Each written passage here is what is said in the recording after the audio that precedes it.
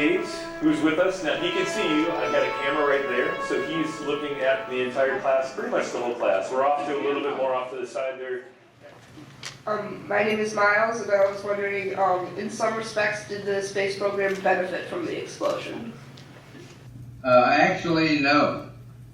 Obviously, it demonstrated well that we and Mission Control and a lot of the brain power we had on the ground back to the companies and the contractors were pretty smart people and could figure out difficult things in a short time, as they had to do to get us back.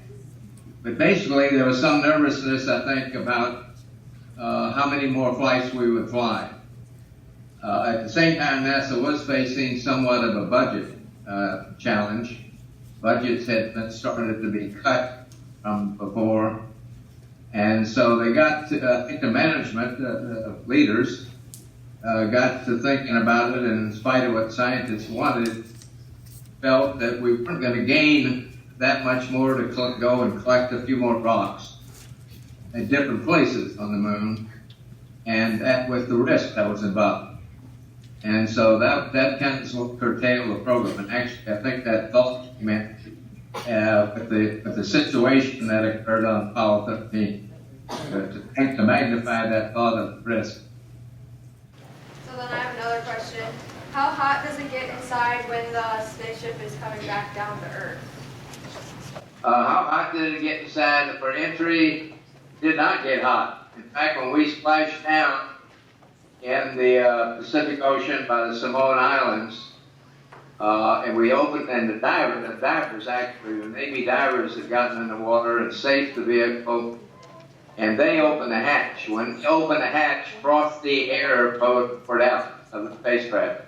It was still cold even at the entry.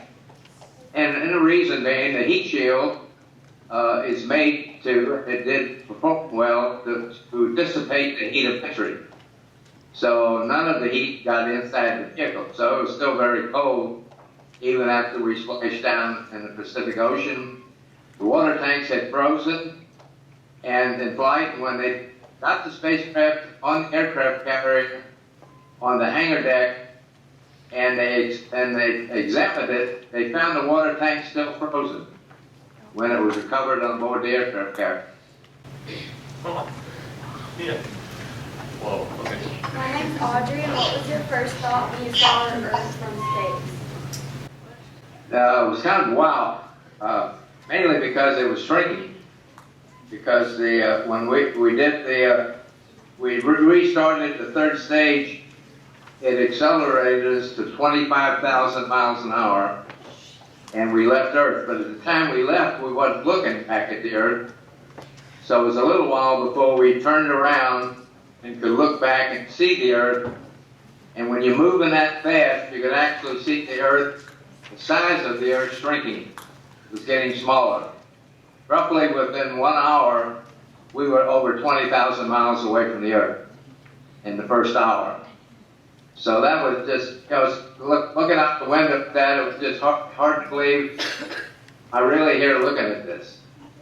Glenn Haise asks, the focus of the mission changed radically after the incident. Did you know in your heart that the three of you would return safely, or did you doubt it? No, you had no guarantee you'd get back before you left on that kind of a flight. But I have to say, when it happened, since we were still, intact, we were still alive, and we had the second vehicle, we had a second spacecraft with the landing craft, and as soon as I got in and Jim joined me and we powered it up, we found it had not been damaged. So we knew we had time. Not just time for us, but time for a lot of people on the ground, who many got less sleep on the ground than I got in flight, to figure things out. And you have to realize that we had a big team. At the peak of the Apollo program, probably before we landed on the moon the first time in 1969, 50 years ago, we had over 400,000 people on the program. We had people in every state in the United States except one of the Dakotas, did not have a contractor. By the time I flew Apollo 13, we were probably still 250,000 people around the United States. And these people were NASA doesn't build anything. NASA contracts with a company, and the major companies for the spacecraft were North American Aviation in California and the Grumman Corporation in New York.